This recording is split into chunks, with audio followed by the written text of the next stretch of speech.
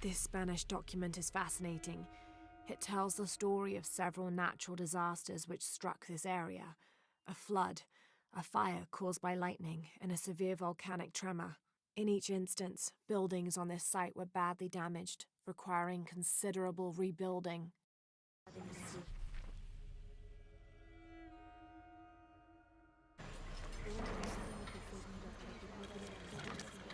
Now, this is a fascinating concept. The Miracle Club. Come meet people that share your beliefs, devotion, and taste for adventure. Create lifelong memories as you travel the world together. It's a Christian singles group dedicated to visiting pilgrimage sites.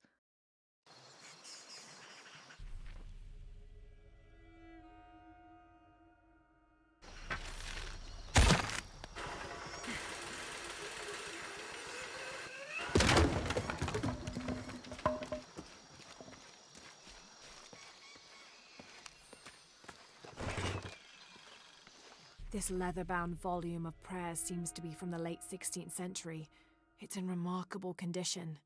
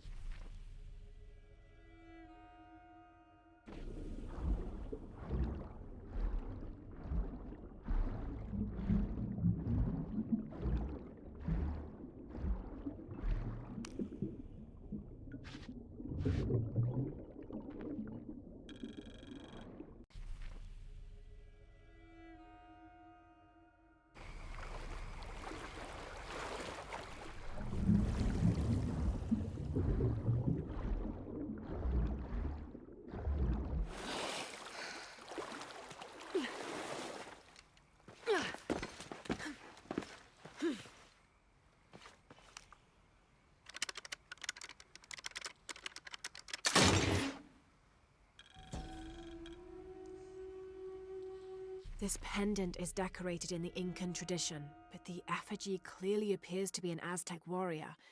That shouldn't be possible.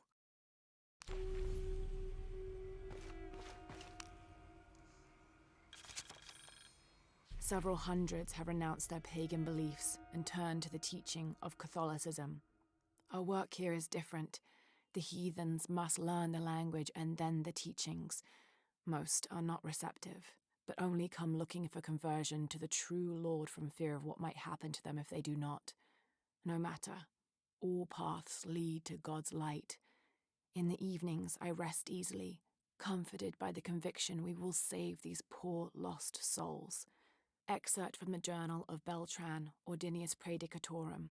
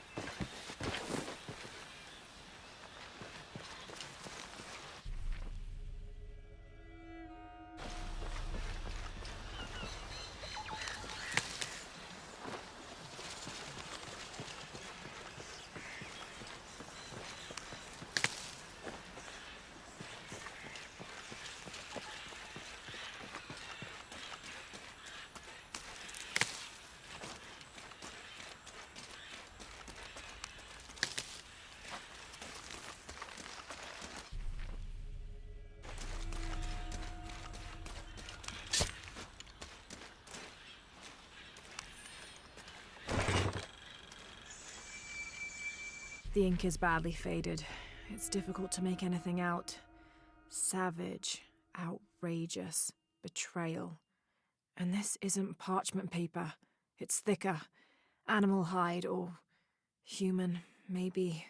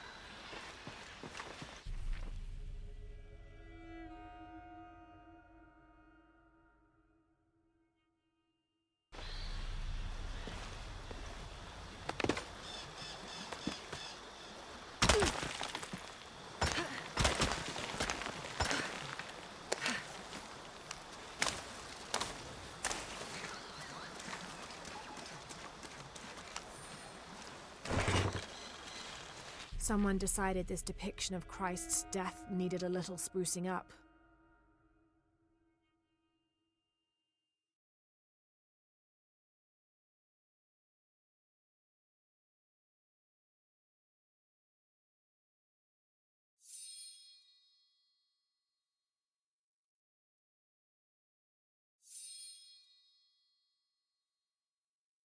It's amazing how the beliefs of disparate cultures can become intertwined over time.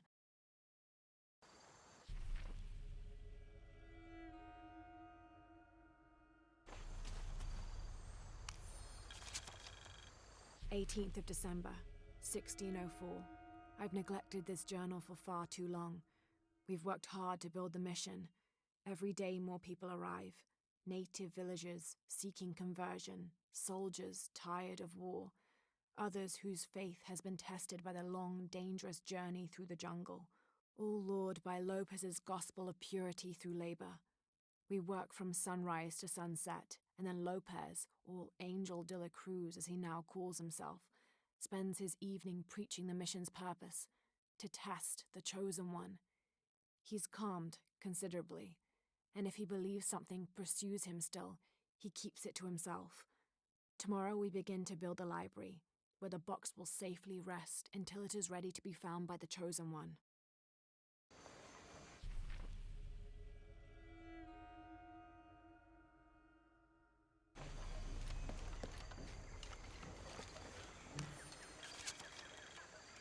"30th of December, 1603.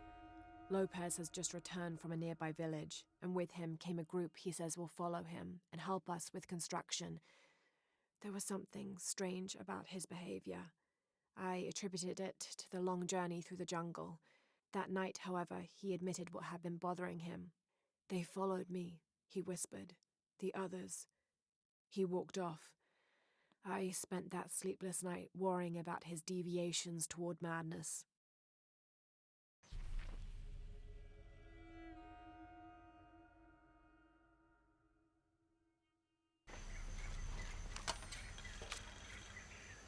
This document describes the founding of the mission. There were 4 solar eclipses in this region around that time, in 1521, 1538, 1539, and 1543. Spanish missionaries reported that during each one, a vision of John the Apostle appeared on this site. So in his honor, the mission of St. John was built here in 1544.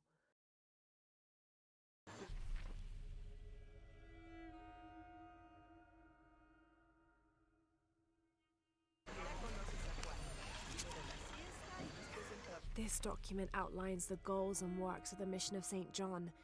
In addition to their individual spiritual goals and their outreach programs, The people here are clearly passionate about contributing to the nearby communities. Education, literacy, healthcare, even donating a portion of the food they raise.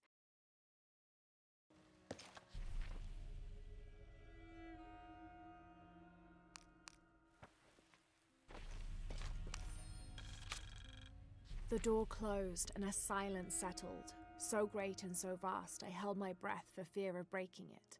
Lopez turned to me, his eyes wild, a smile screwed across his face. He came toward me, arms outstretched, and for a moment fear flickered across my heart. But he pulled me close, his fingers digging into my shoulders. "I found it," he whispered in my ear, and releasing me, he wandered through this room.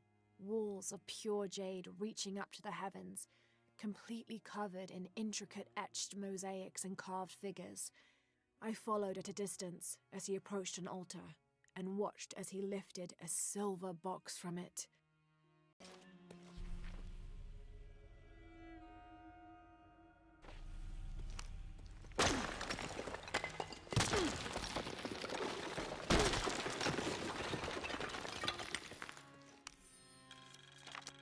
The others are worried that Brothers de la Cruz and Serrano will not return.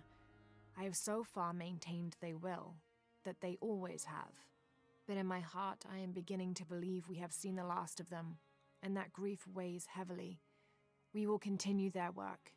Either they will return to find we have not forgotten the teachings, or they will look down on us from above and bless our continued labors.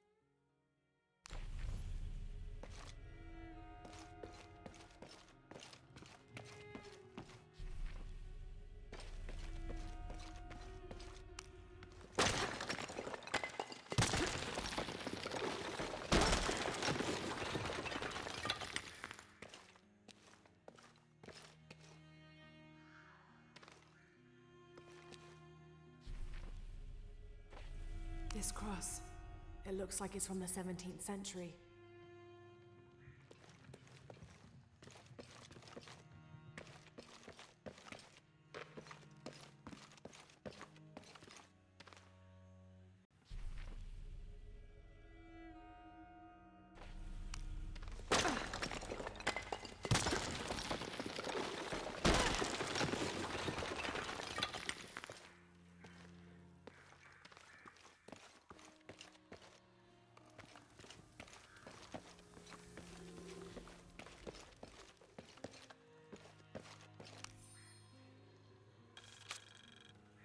"25th of December, 1603. It has been 4 days since we turned away from the city.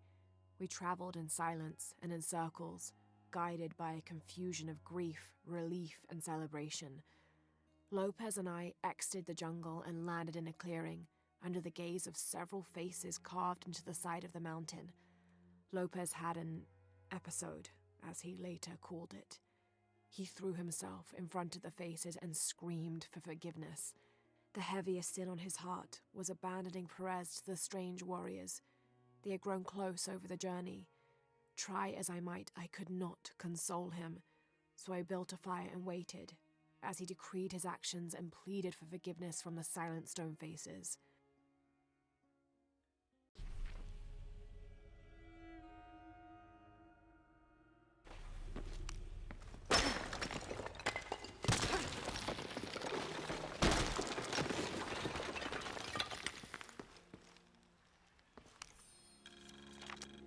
"26th of December, 1603. Lopez woke me, having already prepared a Spartan breakfast. This is where we were meant to be, he said, a cold determination in his voice, so very different from how he acted just the day before. I finished my meal as he spoke of holy retribution, how he had acted in error, but now God had put his hands on his shoulders and shown him the path to walk. We will spread the true word of God from this small mission, he said, pointing to an adobe building just beyond the stone faces. We will prepare the path for the chosen one to follow, for only he who does will be worthy of this box.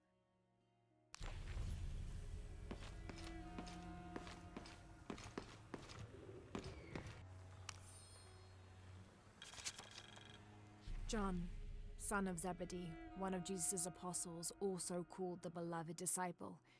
He and his brother James were known for their impetuousness and temper, which prompted Christ to start calling them Boanerges, sons of thunder.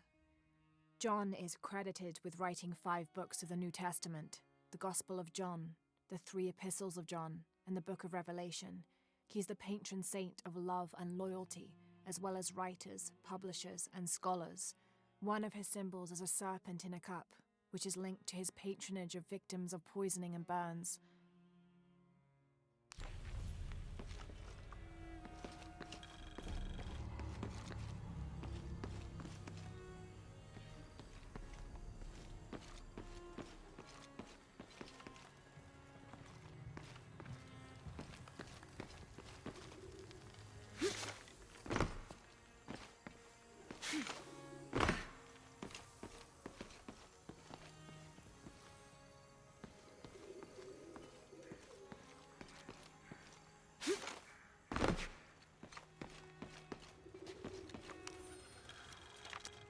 This roughly drawn sketch shows St. John repelling a demon attack.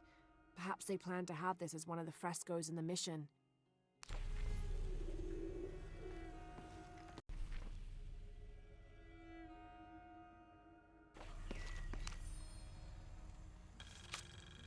Brother de la Cruz appeared one day, emerging from the jungle, breathing new life into the mission. There were just the 3 of us when he arrived, and Sister Dorothea had been ill for many weeks. He and his associate began to work that first day. By the next week, de la Cruz had recruited a workforce of 3 dozen. They have prepared the bell tower and worked the fields, planting crops. Brother de la Cruz aims to make us self-sufficient. We'd spent so long alone out here, I'd worried we'd lose God's ear. Lo and behold, we not only had his ear, but he sent another to act as his hands as well.